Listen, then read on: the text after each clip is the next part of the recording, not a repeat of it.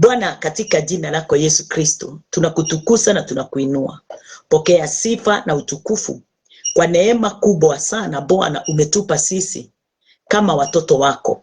Na umetupa hiyo neema ndio sisi wote tuweze kuwa katika imani moja. Tuweze kuwa katika umoja katika Kristo, ndani ya Kristo Yesu. Ni kwa sababu pasipokuwa katika udani wa Kristo, haiwezekani sisi Bwana Jehova Jireh tuweze kuitwa wana wa Mungu. Mimi ni mwana wa Mungu kwa sababu nilifanywa kuwa mwana wa Mungu na Mungu mwenyewe kwa sababu ya utukufu wake. Asante Mungu wetu, ni kwa sababu umenifanya. Asante Mungu wangu kwa sababu umemfanya huyu mtu mahali popote alipo. Ninashukuru hiyo nguvu na hiyo huo uwezo wote Bwana umetumika ndio sisi kama ulimwengu mzima tuweze kuitwa wana wa Mungu. Ninashukuru sana, ni kwa sababu ya pendo lako Bwana lile Bwana Jehova Jireh umetuonyesha katika maisha yetu Bwana. Tukatambua na tukagundua mapenzi yetu yote Bwana haitokani nasi, ila Bwana Jehova Jireh inatokana nawe katika utukufu wako. Ninakutukuza mfalme wangu na baba yangu, ni kwa sababu umenitoa katika giza ukaniingiza katika nuru, na ile nuru imo ndani ya Kristo Yesu, yule mtoto wako Bwana uliyempenda kupindukia, na ukaweza kumtuma ulimwenguni, na ukamwambia kwamba msaada wako wote ni wewe unao. Nasi Bwana wakati alitufundisha, alituelekeza na kutuonyesha ya kwamba msaada yetu yote ndani yake yeye aliyepewa mamlaka hayo. Nasi hatuna bundi ila tu Bwana Jehova Jireh kumwamini na kumfuata yeye aliye na uwezo wote, yeye aliye na nguvu zote, yeye aliye na mamlaka yote, na ndiye Kristo Yesu mwana wa Mungu, yule aliye na amani na furaha katika neno. Yule alituachia amani yake ndio iweze kututawalia katika maisha yetu siku zote. Pokea sifa Bwana wetu. Asante ni kwa sababu ya kuwafungua watu wako. Asante ni kwa sababu ya kuwaokoa watu wako. Asante kwa sababu ya kututoa katika giza na mamlaka yote ile ilikuwa Bwana Jehova Jireh inatuzoa, ilikuwa inafanya tukose kutambua kwa kikamilifu ya kwamba Mungu wewe ndiye ulikuwa Mungu wetu kutoka mwanzo. Tulikuwa tunafikiria tuna baba wengi, lakini tumetambua kupitia Christ baba yule tuliye naye ni mmoja tu katika maisha yetu. Ninashukuru Bwana Mungu wetu Yesu Kristo kwa sababu ya kufa. Kifo kile kilikuwa chetu kikawa kifo chako. Amani ile ilikuwa tumepokonywa na ilikuwa yetu, wewe ukaja na hiyo amani, na hiyo amani ukaturegeshea, ndio sisi tukaweza kuishi na kudumu katika uwezo wote na mamlaka yote. Ninawaombea watu hawa wote Bwana tulio nao Bwana Jehova Mungu wetu, wakati wote wapafanyao kazi zao, wakati wote wanahubiri, wakati wote wanatamani Bwana Jehova Jireh kuenenda katika mwenendo wa utakatifu ama righteousness.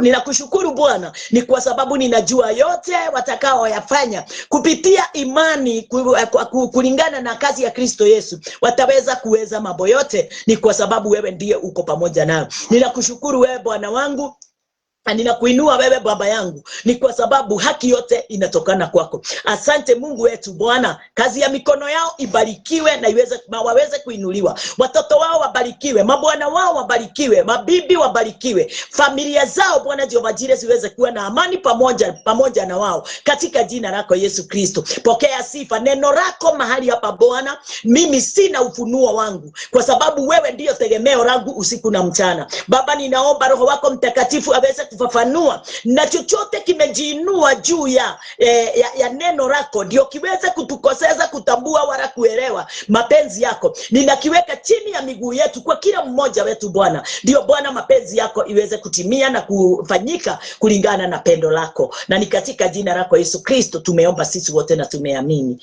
Amen, amen, amen. Mapenzi yake na utukufu wake ule ametupa katika uwezo wote ule ametuonyesha. Yeye ni mwaminifu na yeye ni mwenye nguvu, na hakuna jambo lisilowezekana kwake kwa wale wote waaminio, na jambo lolote tunaloliamini Mungu wetu analitimiza kwa haki yake, kwa sababu yeye ndiye mwenye haki kamili. Jesu niwe wena uhoti wothe hinya wothe no tugi wothe gatagati-ini gaitu ithuothe ni tondu wa uthamaki uria uthamakite ngoro-ini citu na meciria maitu. Koguo ni ndiracokia ngatho muno na ngakena ni tondu wa kuona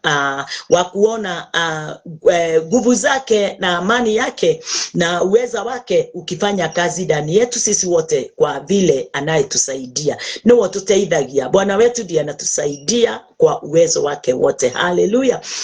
Ndirakena ndirakena muno. Ngoro yakwa nikenete ni undu wa mwathani witu Jesu Kristo, na igakena ni tondu wa utugi wake uria atutugite naguo wa magegania.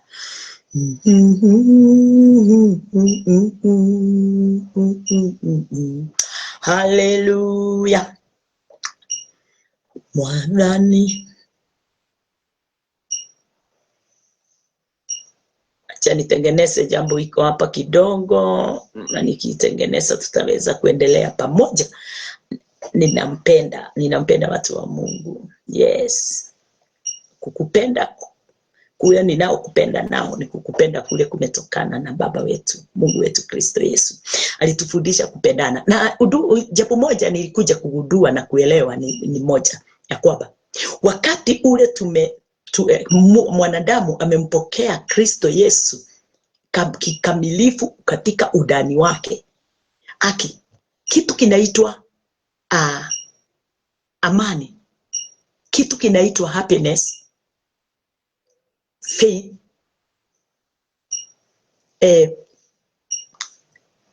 zinajijenga ndani ya mtu. Unakuwa unapenda mtu yeyote yule, unampenda vile alivyo, vile anafanya, unampenda tu. Hautafikirii jambo lolote lile la kumtaka kumuona katika njia na katika pande ile nyingine. Wewe unampokea vile alivyo na mnasaidiana pamoja naye vile alivyo. Wakati Kristo, na hivyo ndivyo Kristo wakati alipokuja ulimwenguni alifanya. Alikuja kwa watu wenye dhambi. Alikuja kwa watu waliokuwa na vita kali, walikuwa wanapigana na kumpinga.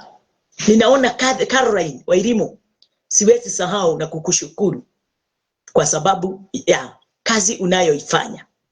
Asante sana kwa kunisaidia. Wewe umebarikiwa na utaendelea kubarikiwa kwa sababu baraka za Bwana hazipunguki. Kwa hivyo wakati ule Kristo alipoingia katika ulimwengu, alituletea upendo. Ndio tupendane, kwa sababu ile sheria kubwa tumewekewa na mapenzi ya Mungu, yale anaofurahia ni upendo.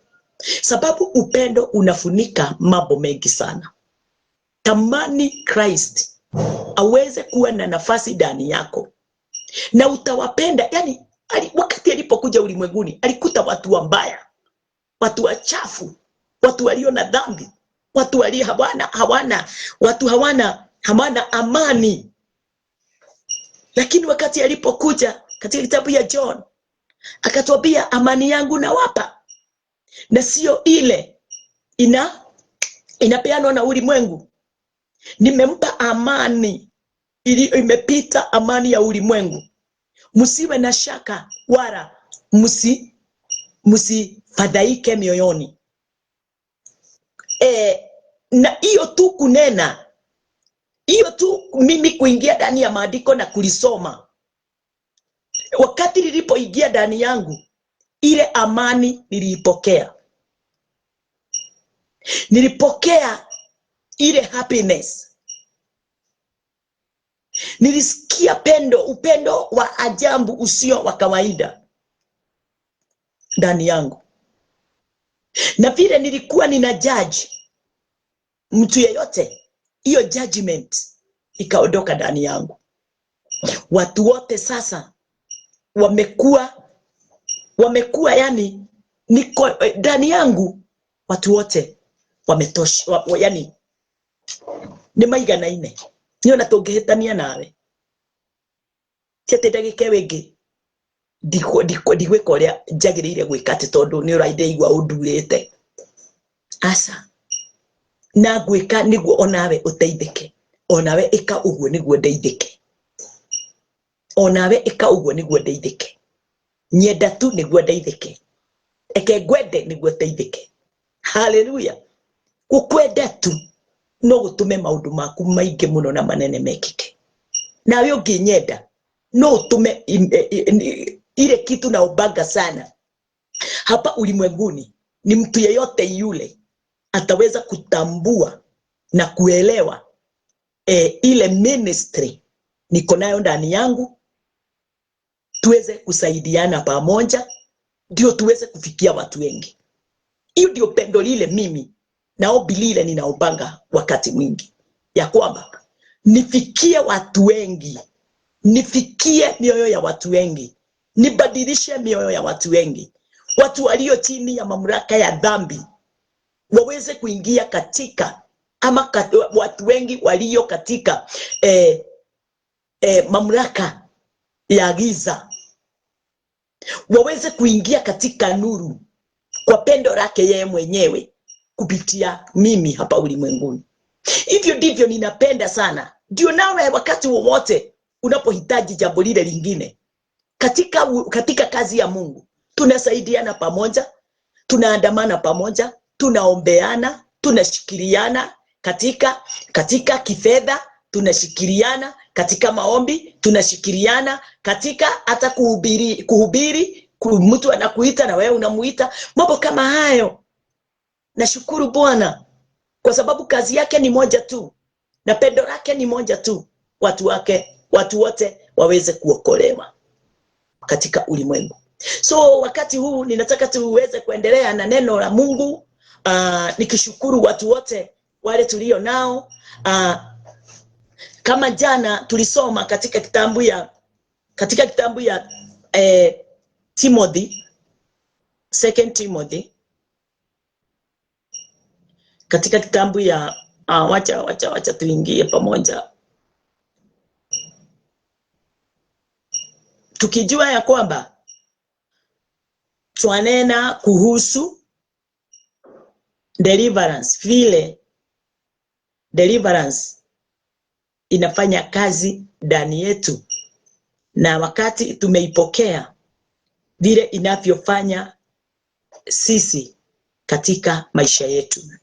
Na hii deliverance haikuji kwa sababu umeenda church.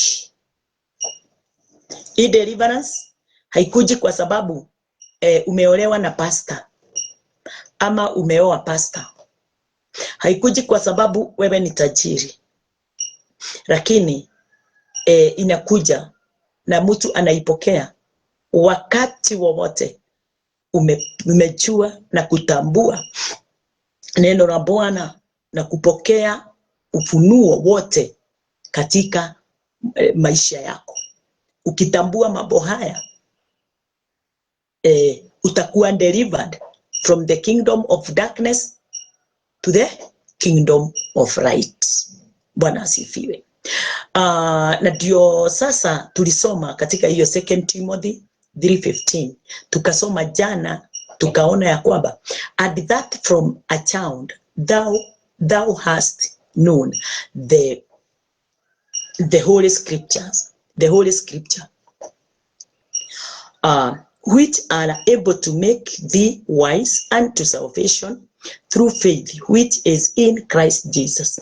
Na ya kuwa tangu utoto umeyajua maandiko matakatifu ambayo yaweza kukuhekimisha hata upate wokovu kwa imani iliyo katika Kristo Yesu. Yes, all scriptures is given by inspiration of God, and it is profitable for doctrine, for reproof, for correction, for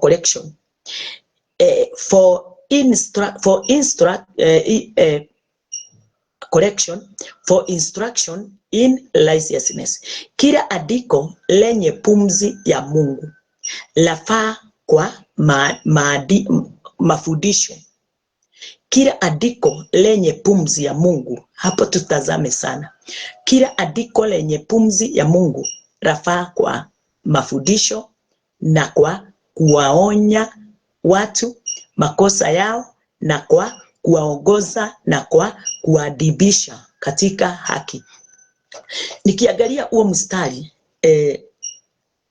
watu wakiuangalia, watu wengi hawaupendi. Watu wengi hawaupendi. Ni watu wale wanapenda kuongozwa, si wengi. Wengi hata wakati wameingia ndani ya nyumba la Bwana, wanaendaga tu na uongozi wao. Na wanataka wakae tu chini wakiwa na huo uongozi wao.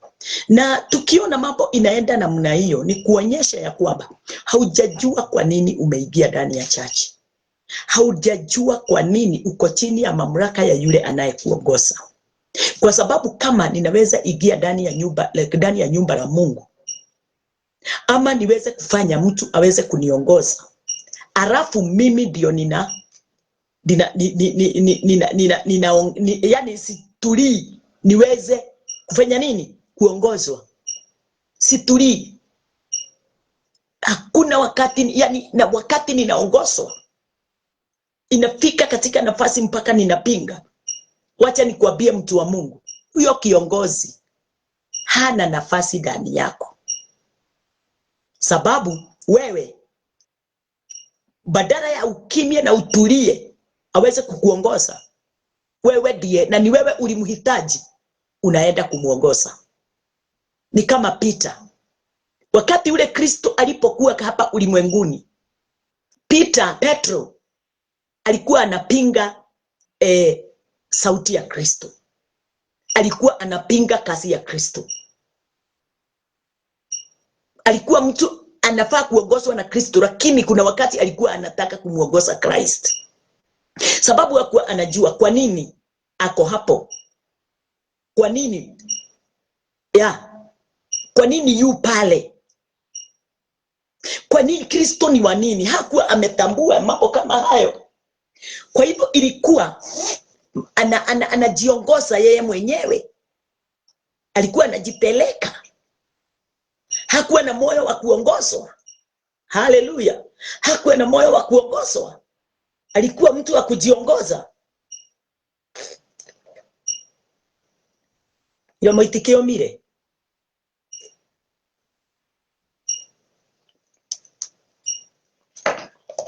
Alikuwa mtu wa kujiongoza, kujipeleka.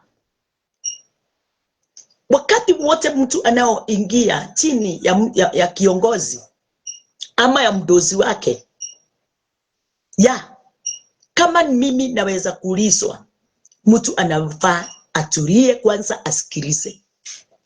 Hakuna kitu kizuri kama mtu amefungua sikio lake na jicho lake, aone na asikie akiwa ametulia.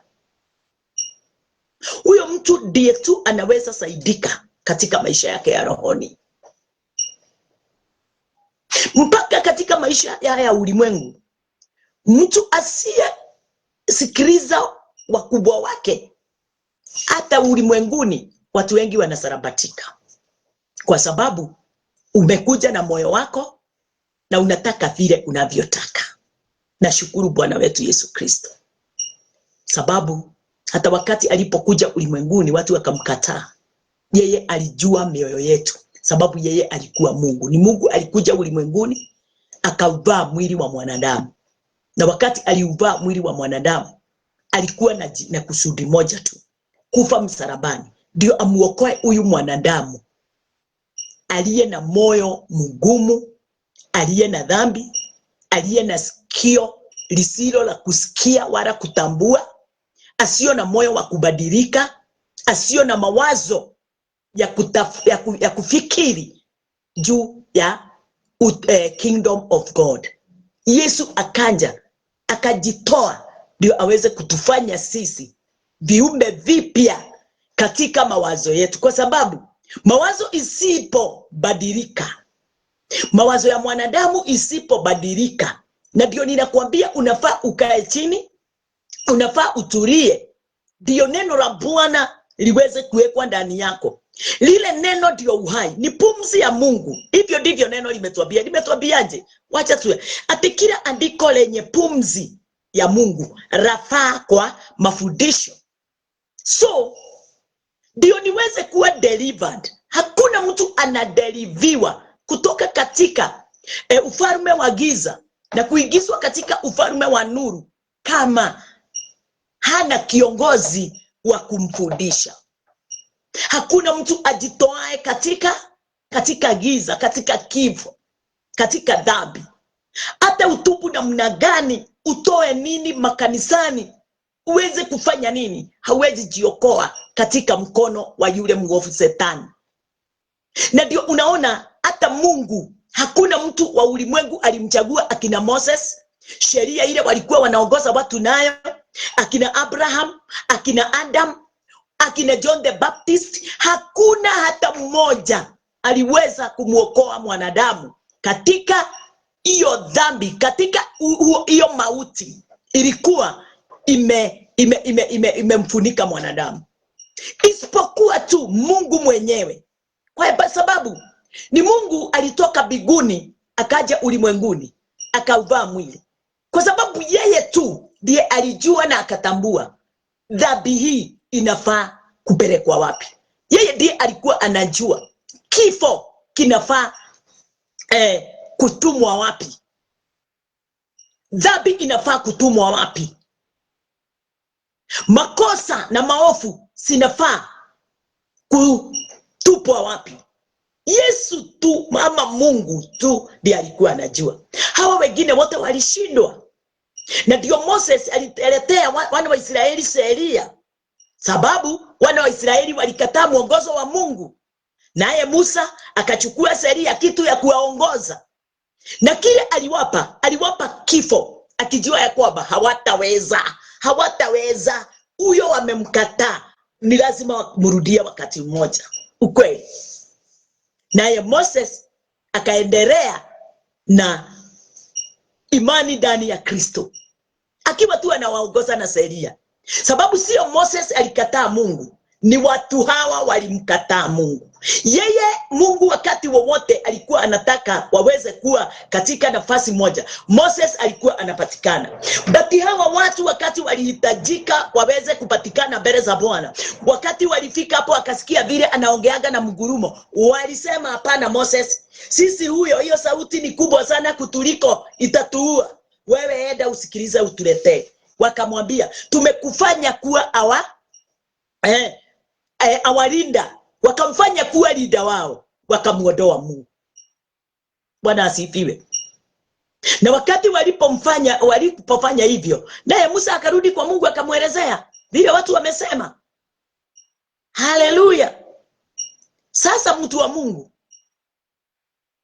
ukweli ni kwamba hata kama tunaelekezwa na tunafundishwa, tunafaa tuweze kufundishwa na kuelekezwa na watu wanajua na wanaelewa kiini cha Kristo Yesu kuja ulimwenguni, akafa, akazikwa na akafufuka siku ya tatu. Huyo mtu asipojua hayo, atatupa tu handkerchiefs, atatupa tu salt, atatuambia tu chukueni maji ya kisima ya Bethsaida, atatuambia tu faeni nguo kubwa, faeni nguo fupi, atatuambia atatuambia tununue anointing oil, tutatumwa na anointing oil, twende tukamwage kama sisi ni makuhani. Bwana asifiwe. Tuko pamoja? Sasa hapa wanafanya mambo hayo kwa sababu hawana njia nyingine. Watatuambia kabisa ya kwamba tutaingizwa katika ufalme wa mbinguni na kukula mesa na kufanya maharusi na kwenda kanisa kila siku mapema sana. Haleluya. Ni kama tuliokolewa na kwenda kwa Kristo mapema sana ati akatuombee.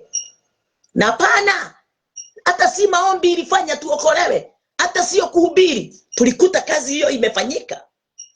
Yesu alifanya kabla ya ulimwengu hata kuubwa. Soma Biblia vizuri na utaona before the foundation Kristo alichinjwa, Kristo aliuawa katika Revelation. Bwana asifiwe.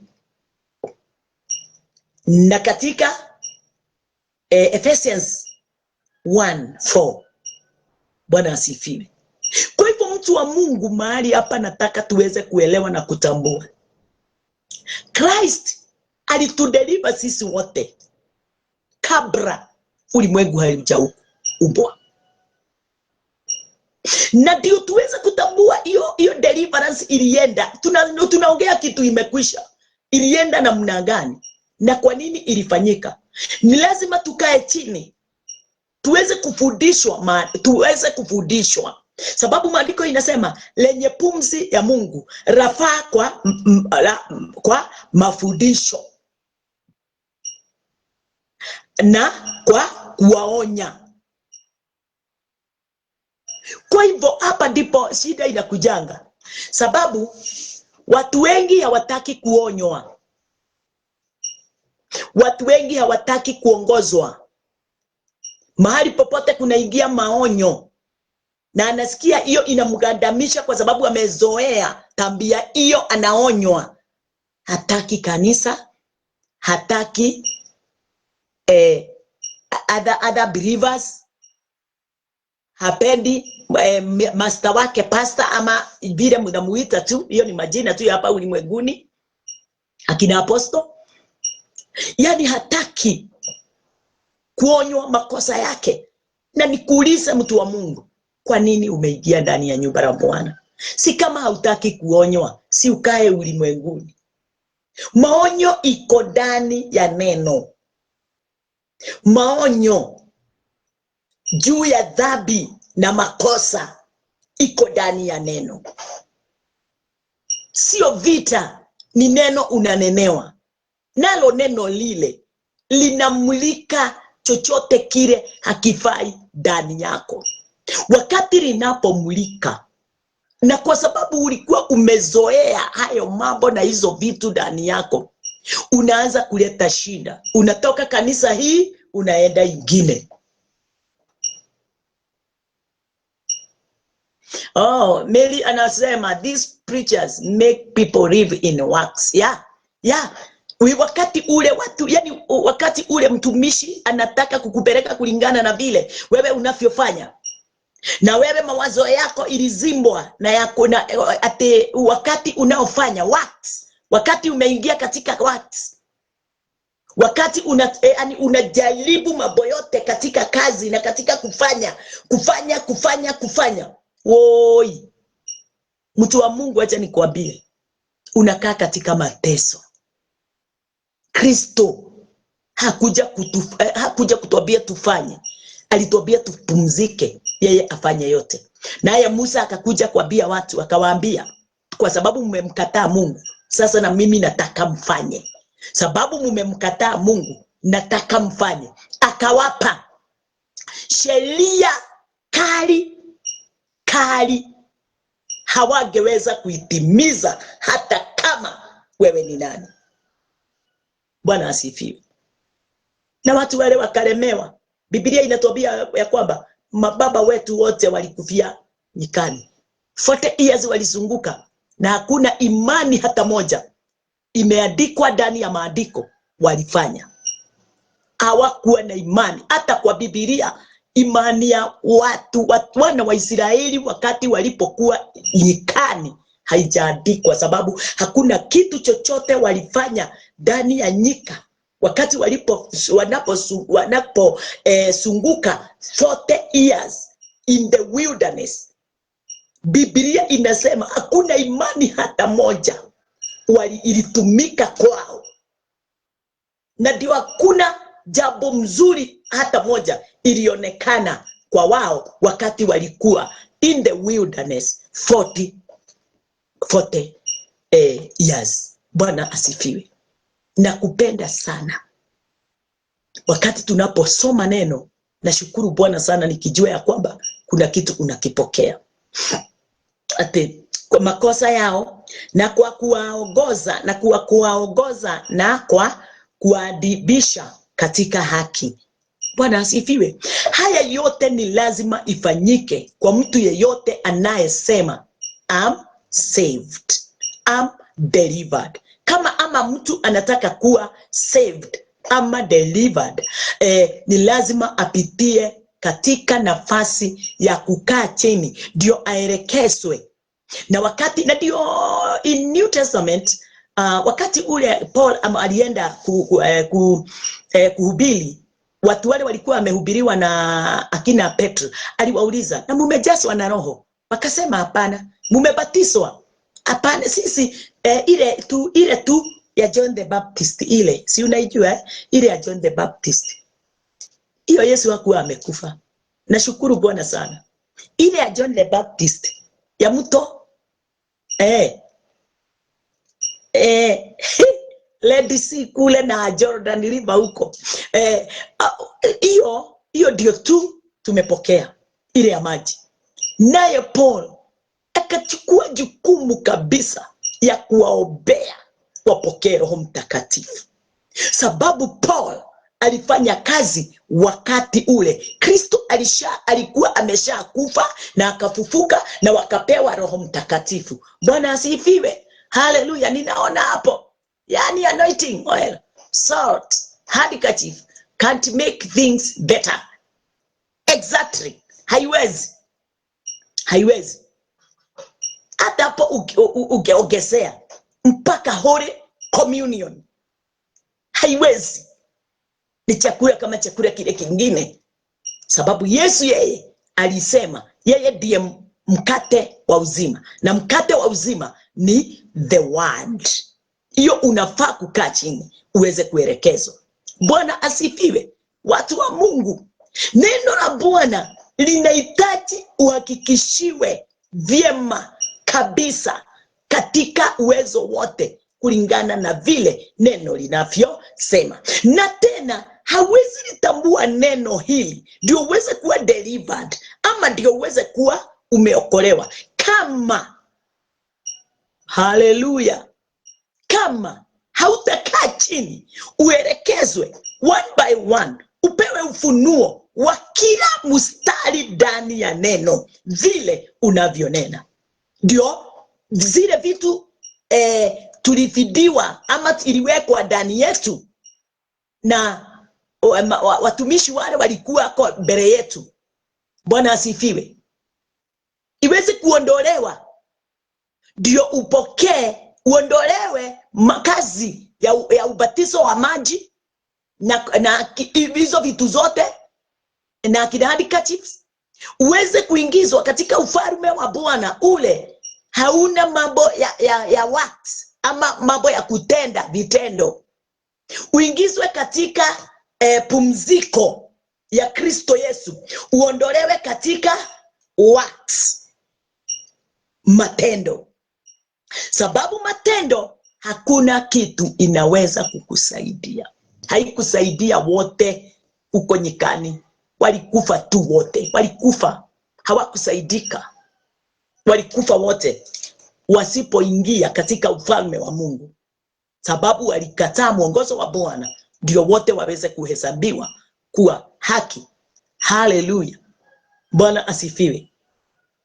Nashukuru Bwana wetu Yesu Kristo kwa mapenzi yake mema yaliyo na utukufu mkuu. Namba 17 ikasema hiyo, 2 Timothy 3:17, that the man of God may be perfect, thoroughly furnished unto all good works. Ili mtu wa Mungu awe kamili, amekamilishwa, apate kutenda kila tendo jema.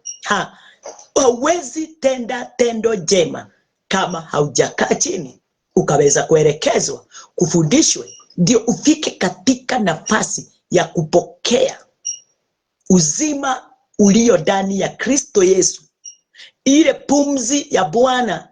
Na ndio neno la Bwana, kwa sababu tumeambiwa neno hili limetoka katika kinywa cha Bwana, ni pumzi. Alipumkia wale walioandika. Bwana asifiwe. Na wakati alipo waelezea, aliwaelezea ndio nao wafundishe. Na mimi nawe ninakuelezea ndio ufundishe, na wewe ufundishe mwingine, na yeye afundishe mwingine. Sisi zote tufanye kazi ya Mungu katika umoja na katika upendo. Kusipatikane mtu ameangamia ni kwa sababu ya dhambi yake, dhambi anayoifanya hivyo tu, kwa sababu hakuna kitu amefundishwa. Yeye alifundishwa kwenda kanisa, alifundishwa kujitolea na kwenda kuona wagonjwa na kuwatolea pesa kwa sababu ya mahali zile walio nazo. Yani huyo mtu anajua hivyo. Hakuna kitu ingine anapokitabua katika maisha yake isipokuwa tu hivyo. Nami nakwambia asubuhi ya leo, Kristo hakuja ni kwa sababu ya jambo lingine lolote lile. Kristo alikuja ndio aweze kukuokoa, akutoe katika ulimwengu wa giza, akuingize katika ulimwengu wa nuru. Na yeye ndiye ulimwengu huo wa nuru. Sababu katika kitabu ya John 1 inasema yeye ndiye alikuwa nuru ya ulimwengu. Yeye ndiyo hiyo nuru. Na wakati unapomsikia, kumpokea na kumsikia na kutenda kulingana na vile alivyo, nakwambia utaingia katika pumziko, utakuwa na amani, utakuwa na upendo, utakuwa na umoja. Lakini haya yote haiwezi fanyika kama kwanza haujaingia katika, yani kama haukuwa umekuwa delivered from. Bwana asifiwe. Kuna mahali unatolewa ndio uigizwe. Na wakati tunafundishwa na kuelekezwa ndio tunapatiwa ufunuo wa neno. Nalo neno linatutoa katika ulimwengu wa giza, sababu tumesikia na tumeliamini.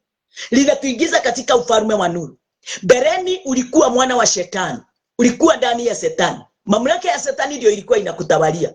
Shida, mateso na nguvu zote za giza, mapepo na demons.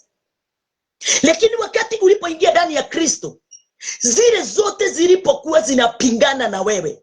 Haleluya. Ni kwa sababu ndani ya Kristo hakuna nini? Hakuna vitu kama hivyo. Hakuna mateso, hakuna shida, hakuna magonjwa, hakuna maradhi yoyote, hakuna yani chochote kile, hakuna kifo. Sababu alikuja ndio aweze kututoa kule. Bwana asifiwe. Wakati umekuwa delivered by him, unajikuta katika nafasi ya furaha, nafasi ya utukufu. Miujiza na maishara sio ya kwenda kutafuta. Sasa umeanza kuwa kitu kinaitwa hivyo. Ati ndani yako miujiza na maishara sinaonekana, sinapatikana wakati wowote umetokea na uko kwa watu ukifanya kazi. Miujiza na maishara haipatikani kwa sababu umewekelea mtu mkono. Miujiza na maishara haipatikani kwa sababu umegonga ile kijiti yule mtu alikuwa anaenda nayo sasa amesimama. Muujiza na ishara inafanyika wakati mtu amefundishwa, amesikia, ameamini, na sio ile miujiza ya kuuba. Watu wengi wanauba miujiza siku hizi. Si watumishi wengi wale wanafanya miracles and wonders, wanatumia roho wa Bwana. Wengi wanaumba, wanaenda wanaongea na watu. Watu wanaenda wakiwa wamejifanya, wanakuja kufanya mambo mengine kama nini togege. Mtu mzima kabisa anaambiwa ajifanye kuwa kiwete, na anajifanya tu. Hayo yote Yesu alikuja kuondoa, mambo hayo yote ya unafiki, mambo hayo yote ya udanganyo. Na hakuwa anaonyeshana na kitu kingine chochote ati kitaweza kuupa hiyo nguvu na uwezo ndani yetu, isipokuwa tu watu wakae chini, waelekezwe na neno, wafundishwe neno, wafafanuliwe neno, na baada ya kulipokea katika ufunuo katika udani wao wataanza kutenda mambo ya ajabu. Bwana asifiwe. Watatenda miujiza, na hiyo miujiza itatoka katika ndani yao, sababu neno limeingia ndani yao. Hilo wameliamini, ndio linaofanya mambo makubwa na maajabu. Miujiza na maishara, uponyaji unaanza kuonekana. Bwana asifiwe. Hali zilikuwa zimeinuka, zinakomeshwa, zinapumzika, yani zinakufa. Hali hizo zote hazipatikani tena, hasionekani tena, sababu katika udani wako kuna ufalme tofauti na ufalme wa ulimwengu. Ufalme ule unaofanya kazi ndani yako hauwezi patikana kwa njia nyingine yoyote tu. Unapatikana katika njia ya kuamini neno la Bwana. Na wakati tunapoamini neno la Bwana, kazi ya Kristo Yesu, sababu kazi neno la Bwana ni Kristo Yesu. Wakati umemwamini, akiingia ndani, anakuokoa na madhara na mateso yote katika ulimwengu na hata mbinguni. Unaokolewa. Bwana asifiwe. Wokovu unakuja kwako kwa njia ya kuamini neno. Ulitafsiri wakati umefundishwa neno, ukalipokea vizuri. So hakuna jambo linaweza patikana mabadiliko kama wewe haujaamini neno. Na wakati wote unaenda unapigiwa muujiza na unaona imefanyika na hakuna neno, hakuna ufunuo wa neno umewekwa ndani yako, hilo jambo ni kujificha, limejificha tu, kesho litatokea. Utatoa ushuhuda wa bure, kesho litatokea. Sababu chochote hakijapandwa na Mungu kitang'olewa. Jambo lolote limeletwa na njia ya unafiki, jambo lolote limeletwa kwa njia ya kupenda kwa watu na kupenda kwa watumishi, litang'olewa. Lakini jambo lolote litakuja kupitia nguvu za Bwana, kupitia neno, litadumu, na hilo ndio la umilele. Bwana asifiwe. Watu wa Mungu, neno liko sawa kabisa. Neno lina uongozi wa ajabu maishani mwetu, lakini wenye kutufundisha na kutuelekeza hawatufafanulii vyema vile neno linahitajika tuweze kulia. Kwa sababu wacha nikwambie, ukifafanuliwa hili neno, hata uwe nani, unalipenda na unasikia tu kukaa ndani yake. Yes, unalipenda. Bwana Yesu asifiwe. Tukiwa pale, nataka tuweze kusoma neno moja katika kitabu ya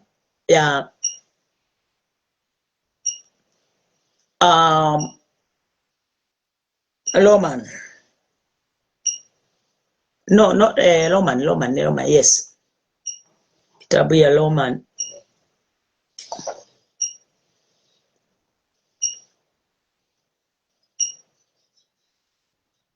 Roman 8:2.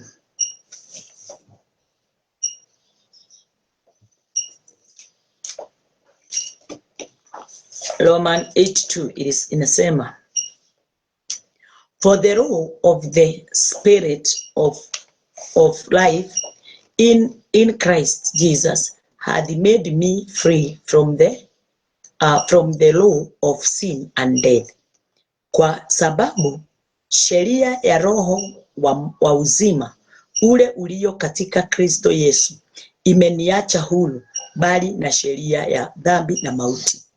Kile kilikuwa kimepandwa ndani yangu na ndani yako ni dhambi ya mauti, ni sheria ya mauti, sheria ya dhambi na mauti. Wakati Kristo alipokuja, alikuja kuondoa hiyo sheria ya dhambi na mauti. Sikiliza vizuri, nikusomea na Kiingereza. For the law of the spirit of life in Christ Jesus had made me free from the law of sin and death. Kwa hivyo kile kilikuwa katika mioyo ya wanadamu katika ulimwengu ni sin and death. Christ alikuja kwa watu wote wale walio wenye dhambi katika ulimwengu, na kila uzao wa mwanadamu katika ulimwengu ulikuwa na dhambi na mauti. Kwa hivyo Christ alikuwa anajua, hajakuja kuchagua mtu yeyote yule, hajakuja kuchagua a tribe or nation. Bwana asifiwe. Or town. Alikuja kuokoa ulimwengu mzima kutokana na dhambi ya ulimwengu.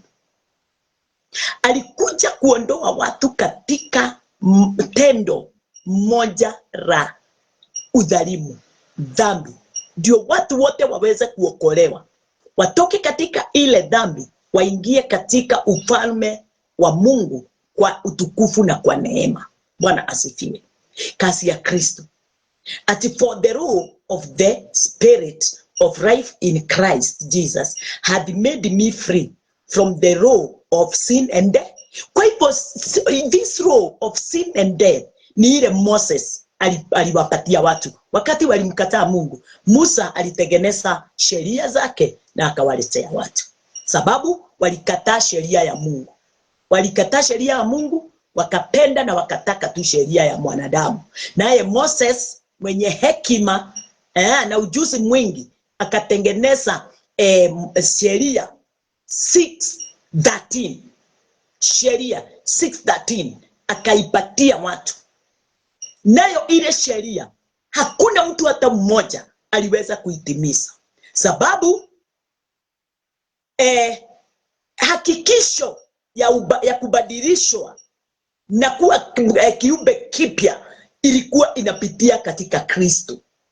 Kwa hivyo hawangepewa kitu chochote kile cha kuwakamilisha kabla Christ Jesus hajakuja. Ni lazima Christ, kazi ya Kristo iweze kutambulika na iweze kufanya kazi yake kwa mtu yeyote yule, ndio aweze kujua na kuelewa na kutambua ya kwamba yeye ni mwana wa Mungu. Hakuna kitu hata kimoja Moses alipeana kiliweza kuwafungua kutokana na dhambi zao. Hakuna hata moja. Lakini wakati ule walikataa mwongozo wa Mungu, wakamchagua mtu aweze kuwaongoza, kutoka hapo watu wale dhambi na mauti hazikuondoka miongoni mwao, iliendelea tu na kuongezeka. Kwa sababu Biblia inasema ya kwamba mahali popote sheria ipo, dhambi inaongezeka. Katika kitabu ya Roman 3:20, ati mahali popote sheria iko, dhambi inaongezeka, ina multiply. Kwa hivyo mtu yeyote yule ako chini ya dhambi, ako chini ya sheria, ndani yake kumejaa dhambi, ndani yake kumejaa laana, ndani yake hakuna amani. Haleluya. Hata kama ni mkubwa namna gani, ni tajiri kubwa namna gani, hata kama yeye ni mtu amesoma namna gani, na ndani yake hakuna Christ, anaongozwa na sheria ya Musa, huyo mtu ukweli kile kiko ndani yake ni sin and death, ni mehia na gikuo, utire kindu kingi. Yesu alikuja kututoa katika hiyo kifo. Katika kitabu ya Hebrews, wacha tuingie pamoja nawe. Katika kitabu ya Hebrews 10, neno linasemaje? Sababu hii deliverance tunaozungumza juu yake, Waibrania Hebrews 10, hii deliverance tunanena juu yake haifanyiki mara mingi, ni mara moja tu, na Yesu ndiye aliifanya hii deliverance. Wacha kwanza tusome hii mstari. But this man, after he had offered one sacrifice for sins forever, sat down on the right hand of God. Lakini huyu alipokwisha kutoa kwa ajili ya dhambi dhabihu moja. Yesu hakujitoa mara mingi. Yesu alitoa dhabihu moja ya kukuokoa wewe na kuniokoa mimi kupitia damu yake mwenyewe. Sio damu ya haiva, sio handkerchiefs, sio sio salt, sio anointing oil. Hapana, sio road stable. No. Yesu hakuna kitu alikula ate ndio atusamehe dhambi, ate ndio atuokoe. Yesu aliamini neno la Mungu na akaingia katika nafasi ya kutolea sacrifice. Na wakati alijiofa mwenyewe kwa damu yake mwenyewe ikamwagika, wakati aliposulubishwa, wakati alipodungwa na miba, akawekwa kofia ya miba, akadungwa na misumari, akadungwa na mkuki bavuni zake. Mambo haya yote alifanyiwa, kupigwa na ile kiboko ilikuwa na mishale ile. Hayo yote alifanywa ndio wewe uweze kutoka katika hiyo damu yake. Wewe damu yako isimwagwe hata kidogo kwa ajili ya dhambi zako. Alichukua hiyo laana ulikuwa umelaaniwa nayo. Alichukua hiyo kifo kilikuwa kimetumwa kwako kiweze kukumaliza. Bwana asifiwe. Alibeba amani kutoka mbinguni na furaha na upendo akaja nazo.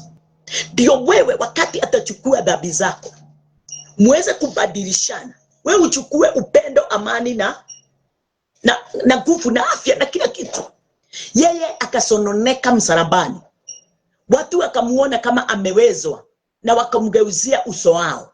Katika Isaiah 53 wakageuza uso wao wasimuone mtu wa Mungu anampiga, mtu anayepigwa na Mungu, na hawajui Mungu ampigi. Ni dhambi zetu za kila mmoja amezibeba, simemweza.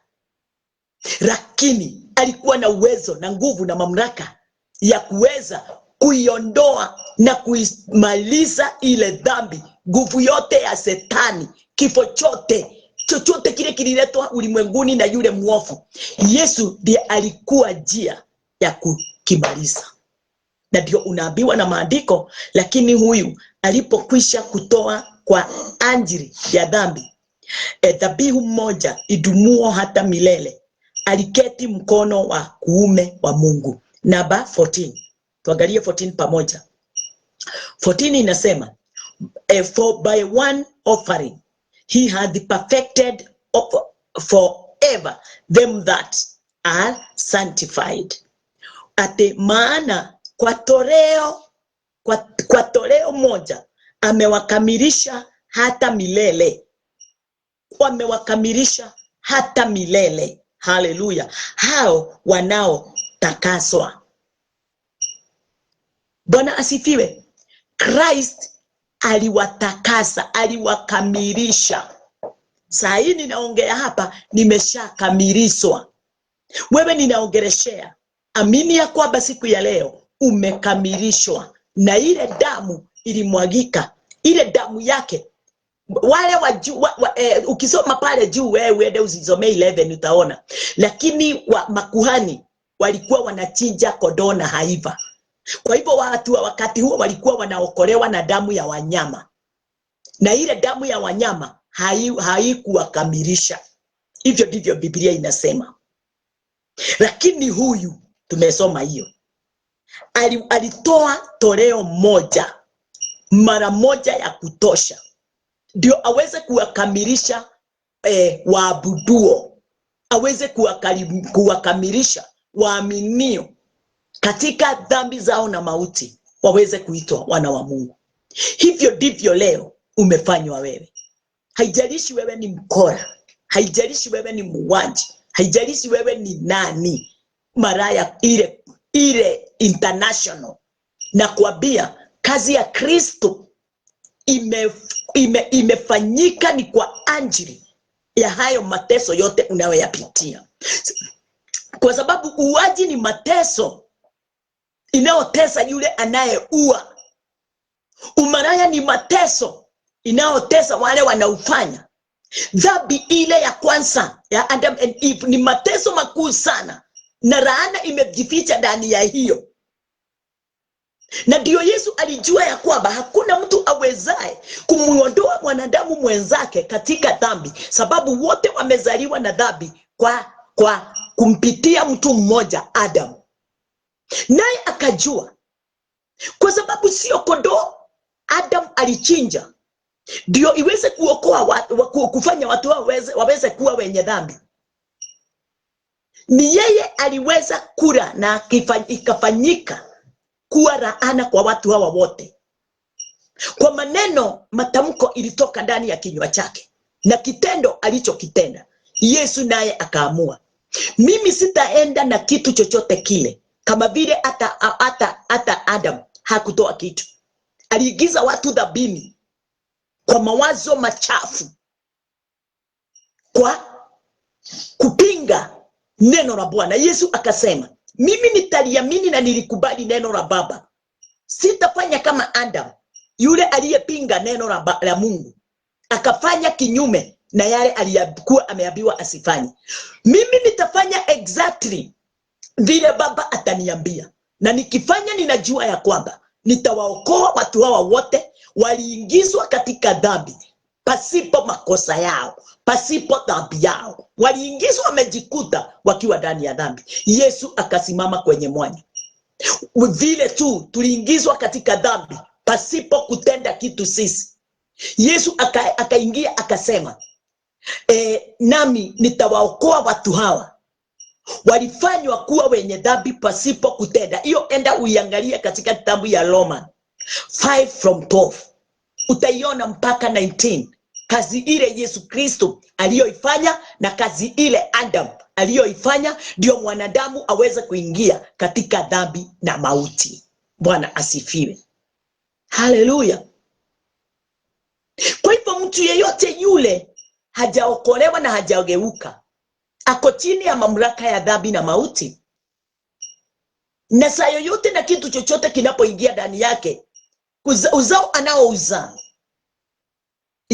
anazaa mapooza, sababu ametokana na ile corruptible sin. Naye Jesus wakati alipokuja, alikuja na incorruptible.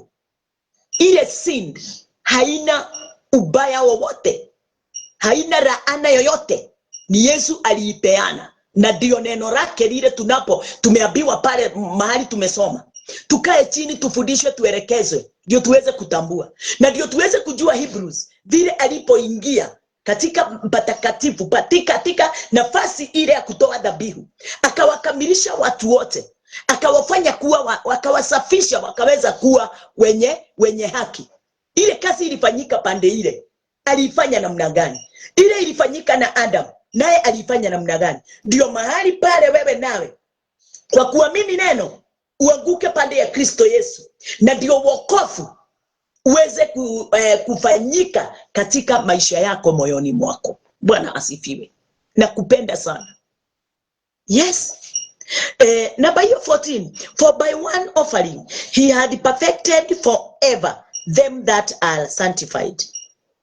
Kiswahili, maana kwa toleo moja amewakamilisha hata milele. Sio ate ni kwa miezi na sio kwa miaka, ni umilele unaupokea mara moja. Umilele unaupokea mara moja. Umilele unaingia katika maisha yako once a second. Umilele unaupokea katika kazi gani? Ya kuamini ile kazi Kristo Yesu aliyoifanya. Bwana asifiwe. Kwa kukubali haya yote yaliyofanyika, yalifanyika kwa ajili yako. Pasipo kitendo chochote unafaa kukitenda. Wewe kazi yako amini tu. Hivyo Biblia imesema, hivyo ndivyo nami nimeamini. Hiyo kazi Kristo aliyoifanya, hiyo ndio nimeamini kutoka sasa. Hiyo kazi yake ndio kazi yangu. Huo upendo wake ndio upendo wangu. Uko kusurubishwa kwake ndiko kusurubishwa kwangu. Bwana asifiwe. Na amefanya hivyo kwa niaba yangu. Haleluya. Bwana asifiwe. Ni katika mamlaka yake mimi nimehesabiwa kuwa haki.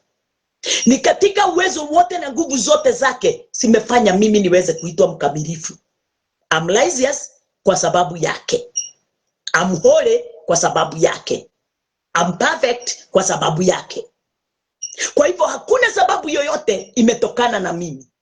Sababu yoyote ya wokovu kuwa delivered once ni yeye. Bwana asifiwe. Haleluya. Tukitoka hapo tutaingia katika hiyo Hebrews 9. Hebrews 9 tuangalie mstari wa 12. Inasemaje? Hebrews 9:12.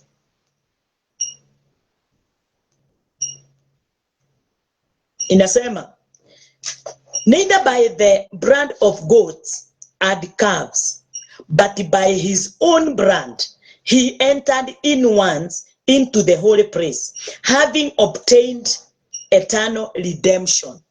Bwana asifiwe. Eternal redemption for us. Umesikia? We are redeemed one. Tulifanyiwa deliverance once. Sio mara mingi.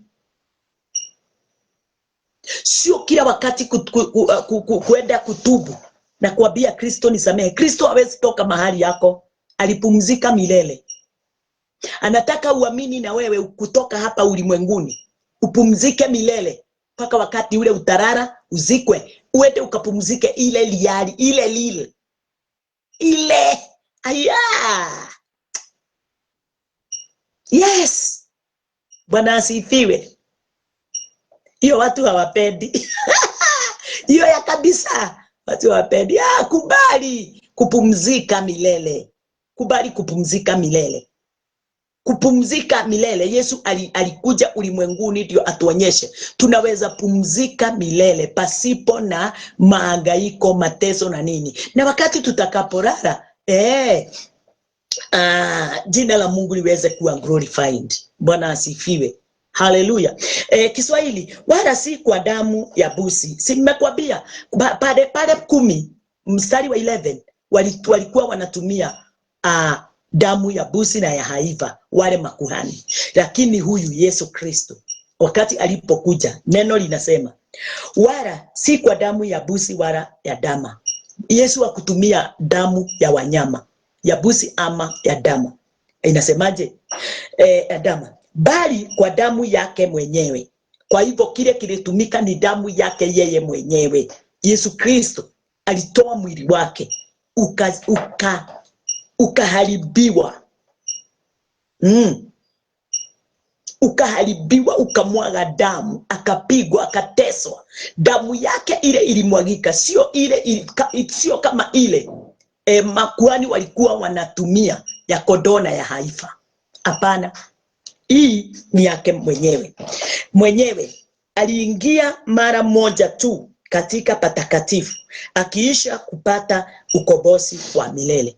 Kama Yesu aliingia mara mingi, tungeambiwa kila wakati mtu akiingia katika dhambi anamuita, anakuja. Lakini Yesu anasema yeye aliingia mara moja pale katika kutoa dhabihu, mara moja tu, akawakamilisha watu wote. Akawakamilisha watu wote. Kwa hivyo kila mmoja, na akatufanya kuwa watakatifu. Mahali pale aliingia patakatifu. Yeyote yule aliamini na ataamini leo, mahali patakatifu ameingia na deliverance imefanyika. Dhambi imeondolewa ndani yake sababu ya kuamini kazi ya mwanae Kristo Yesu. Ukombozi wa Kristo wa umilele umeupokea. Mimi ninahubiri umilele umo ndani yangu. Umilele umo ndani yangu. Ukombozi wa umilele. Deliverance ya umilele nimeipokea. Hapa nitahubiri, na wakati ule utafika niondoke, nitaendelea na kupumzika katika umilele ule. Saa hii yaki yenyewe ninafurahi, sababu najua mateso yale anakuaga ndani ya mawazo ya watu. Mimi hainisumbui, moyoni hainisumbui. Nimekaa kama katoto kadogo moyoni mwangu katika mawazo yangu. Wakati mwingine ninainukiwa, ninapigwa na njia zote. Mimi sioni kama ni kitu, sababu neno linaniambia mimi nimefichwa ndani ya Kristo. Yeye atapigana, yani yeye atanishindania. Yeye ndiye anatushindania wale wote tunaitwa wake. Na tunashindaniwa sio kwa sisi tuanze vita, hapana. ni sisi tutulie, Kristo Yesu aweze kazi ya ile aliyoifanya iweze kumaliza hali yoyote ile imeinuka. Sio ati atakuja kunipigania. Yesu apigani. Hapana, ni lile neno nimeliamini, liliandikwa kwa ajili ya kazi ile ilikuwa imehakikishwa aje ulimwenguni aweze kuifanya. Wakati nimeamini katika hiyo neno, liko na uwezo wote, nguvu zote, mamlaka yote, na hata inanificha. Neno linasema ya kwamba sisi hatutaaibika. Neno linatuambia ya kwamba hatujaaibika na hatutaaibika. Kwa hivyo wakati unapoamini neno na kuamini kazi ya Kristo Yesu, mambo mengine watu wanakutana nayo, hata kama ikionekana na ikisikika, ndio yakwera gutone joy ningera ile maundu ine tamacio ngija kungigetwo depo worshiper na muno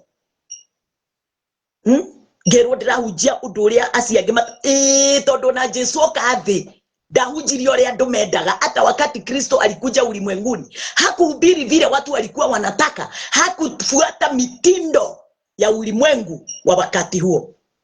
Na sisi wakati ufunuo umekuja ndani yetu, hatukufuata mitindo ya mababa zetu. Sitafuata mitindo hiyo, imejaa kifo ndani yake, ya kusumbua watu na kuwanyang'anya yani mamlaka yao katika Kristo. Watu wanajazwa uoga, wakiambiwa atakufa, wakiambiwa Mungu atawapiga. Mungu apigani. Wacha nimwambie, Mungu hakuna mtu anapiga. Tena Mungu akashiriki na wewe kutoka umilele, hajawahi. Mungu haui, sababu hata hakuumba kifo. Kifo kilikuja kwa sababu ya tamaa ya Adam and Eve. Haleluya, Bwana asifiwe. Wewe Mungu yu pamoja na wakati wote unaingia katika ubaya. Mungu hafurahi wakati unaangamia. Hata wakati magonjwa imekuja, Mungu hafurahi. Na ndio Yesu Kristo alisema ya kwamba nimepigwa ndio nanyi mpo. Amini hivyo nimesema. Amini tu, nimepona kwa sababu Kristo alipigwa kwa nafasi yangu. Haleluya, Bwana asifiwe. Ni kwa neema sisi tunaishi katika utakatifu na utukufu. Tukitoka pale katika huo mstari tumeusoma, nataka tuweze kuingia katika kitabu ya John 8:32. Kuna nyingi tulisoma jana, lakini leo tutasoma zingine. Katika kitabu ya John 8 inasemaje? John 8:32 inasema, and you shall know the truth, and the truth shall make you free. Tena mtaifahamu ukweli, nao hiyo kweli itamuweka huru. Ebu ni kweli gani? Kulingana na neno, wakati Kristo Yesu alipoingia na damu yake mwenyewe katika mahali pa kufanyiwa wa kutoa sacrifice, mahali alipookoa watu, mahali alienda akasulubishwa. Nataka kukwambia mtu wa Mungu, huo ndio ukweli kamili. Hakuna kitu chochote cha ulimwengu tunaweza kifananisha na kazi ile Kristo aliyoifanya. Kristo hakuponya watu na handkerchiefs. Kristo hakufanya kazi na sword. Kristo hakufanya kazi na ile vibo ya Musa. Kristo hakufanya kazi, kwa sababu nimesema vimbo, mimi nikijua vimbo ni nini. Vimbo ni word of God. But watu wanaiona ikiwa vimbo. Wengine ndio wanabeba mikokojo. Hiyo ni sebo. Hiyo ni shando. Wakati unaitumia, unafanya watu wakae katika kivuli. Kitu yenye hakina maisha. Ni kitu ya kukwisha. Kiko na muda wake. Lakini wakati tunapofundisha watu gospel, the real gospel of Christ Jesus, watu wanapokea amani, watu wanapokea madakuwa redeemed kwa sababu ya neno la Bwana. Wanapokea redemption,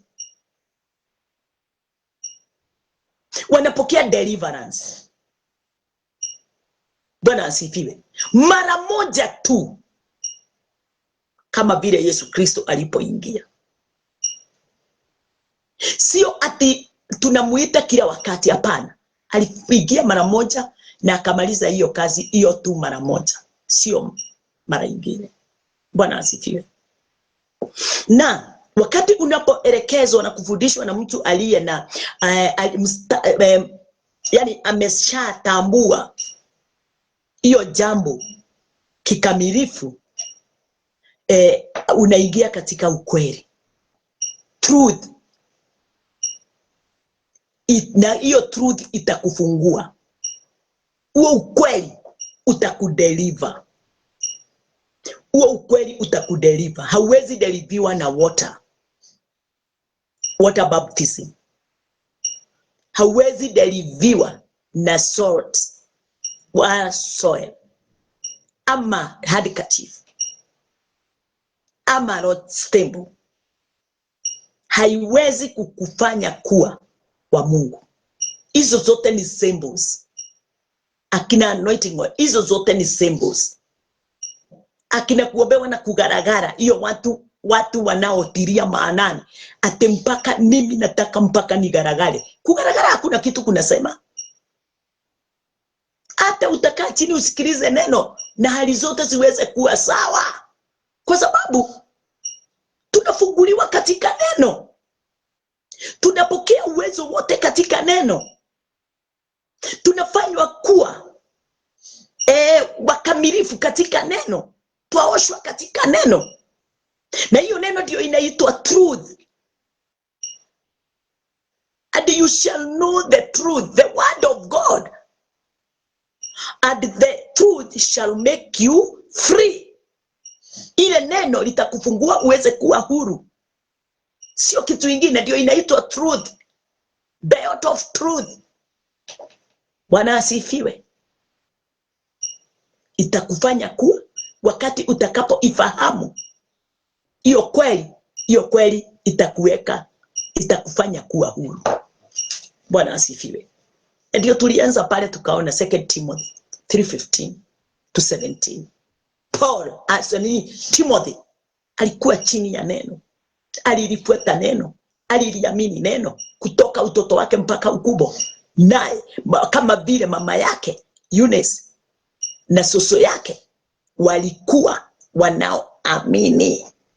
Alifuata mtindo wa kulisoma neno, kulifafanua neno, kuliamini neno, naye akawa mtu amekuwa na akili zote za hekima katika neno. Bwana asifiwe. Usikahubiri ama kufanya kazi ya Mungu kwa sababu una ujuzi. Ujuzi utumie katika ulimwengu. Neno la Bwana halina ujuzi. Neno la Bwana ni ufunuo. Na ndio akina Petro wakati walienda kutega samaki na wakalala usiku mzima wakitega na wasipate kitu, sababu walikuwa wanatumia nini? Ujuzi. Lakini ujuzi wao ukawageuka, usiku mzima wasipate kitu. Wakati Yesu Kristo alifika mahali pale akawauliza, watoto mumepata kitu? Wakasema, tumelala hapa usiku mzima na hatutapata kitu.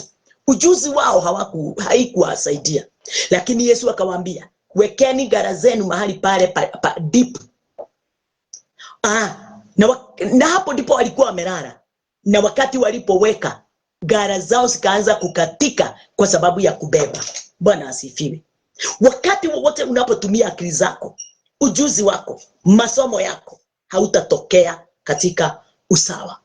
Lakini wakati wowote utakubali ule ujuzi wako uweze kushapeniwa na neno, uweze kuwa sharpened through the word, Mtu wa Mungu nakwambia utashinda. Akili zetu zinahitaji neno na mioyo yetu yanahitaji neno. Ndio tendo lolote tutakalolifanya liwe tendo kamilifu. Haleluya, Bwana asifiwe. Tukiangalia hiyo 36 ya hiyo John 8:36 inasema, if the Son therefore shall make you free, you shall be free indeed. Kwa hivyo ni nani huyu anatufanya kuwa free?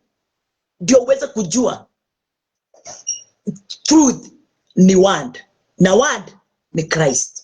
Sasa hapa 36 inatufafanulia, basi mwana akiwaweka huru. Kwa hivyo huru tunawekwa na Christ. Hakuna mwingine anaweza kukuweka huru.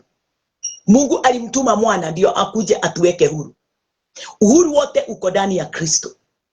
Na ni kupitia kulitambua neno na kuliamini neno, kujifitia neno ndani yako. Ate basi mwana akiwaweka huru, mtakuwa huru kweli kweli. Mtakuwa huru kweli kweli. Milele na milele mtakuwa huru. Bwana asifiwe.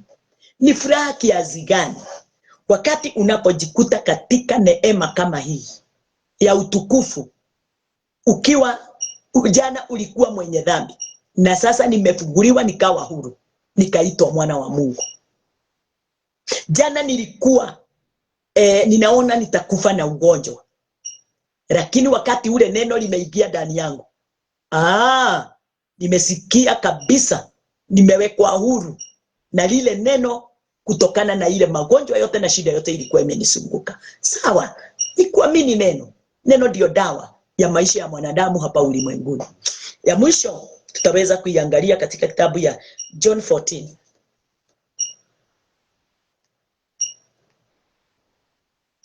John 14 mstari wa 6 inasema, Jesus said unto him, I am the way, the truth, and the life. No man cometh unto the Father but by me.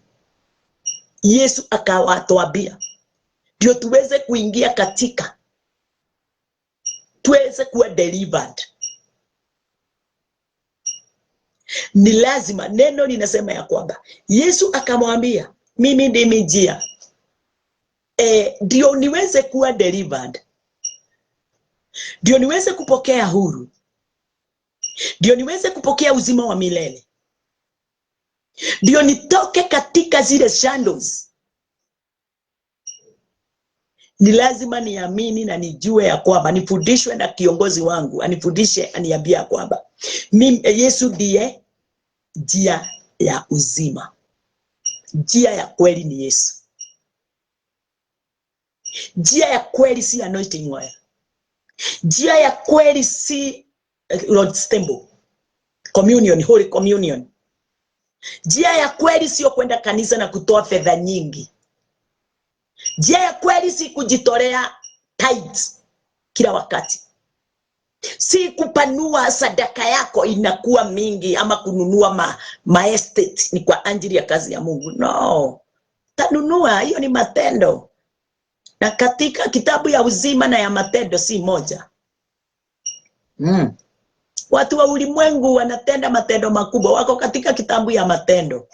Lakini kama hawajageuka katika na kujua Yesu ndiye njia, na waweze kutaka kujua hiyo njia kumpitia, ni matendo tu itaonekana. Kwa sababu kitabu ya uzima ni ya wale tu wametambua kazi ya Kristo. Wale tu wataingia katika ufalme.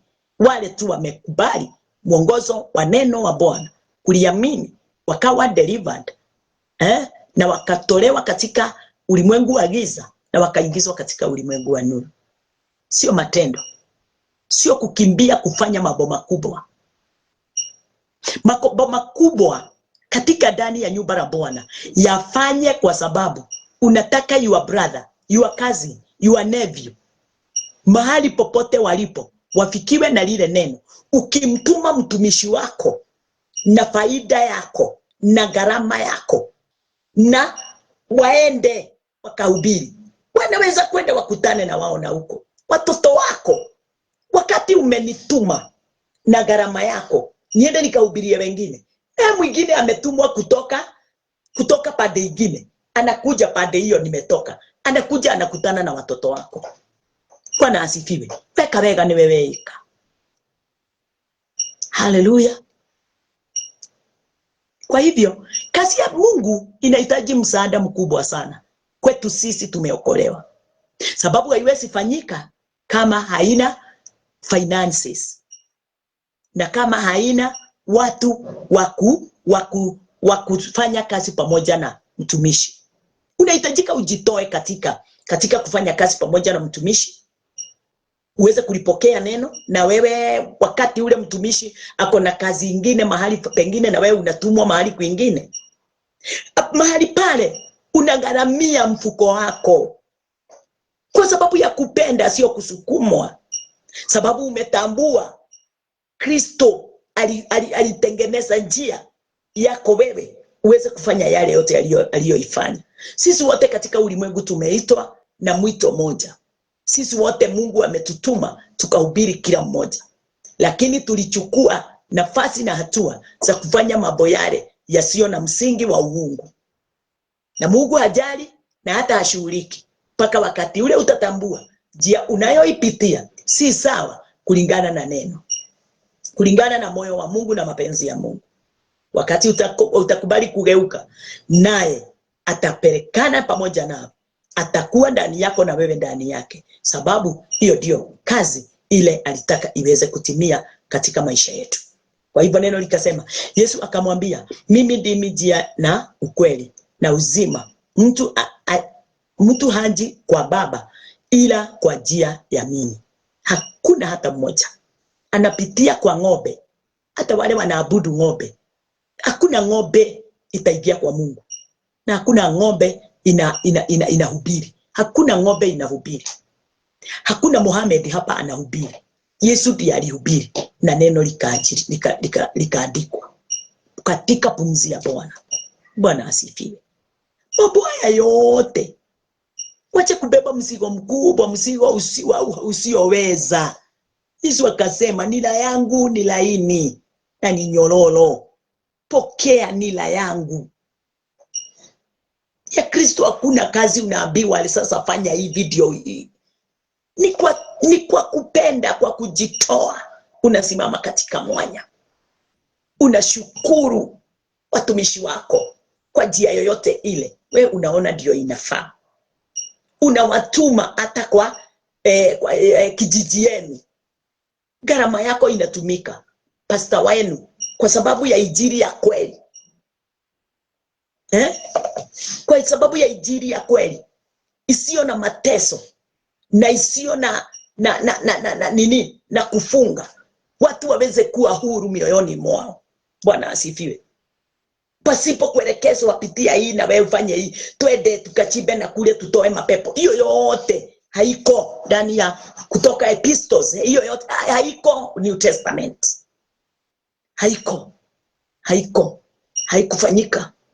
Kuna mahali Yesu alienda kuchimba. Hakuna mahali mitume walienda kuchimba wafukue mapepo na majini. Hakuna. Ni kuomba. Waliomba, wale wote wamepagawa, waliwahubiria na wakawaombea. Na sisi tunafaa tuhubirie watu ukweli, tuwaelekeze na neno na tuwaombee wale wanahitaji maombi, na wale wataamini neno waende na hilo neno wakiwa wameamini. Kazi ni moja. Namshukuru Bwana wangu, Mungu wangu amenipa hekima, na wewe ndio hiyo hekima nataka uwe nayo. Uache kuteswa na wale watu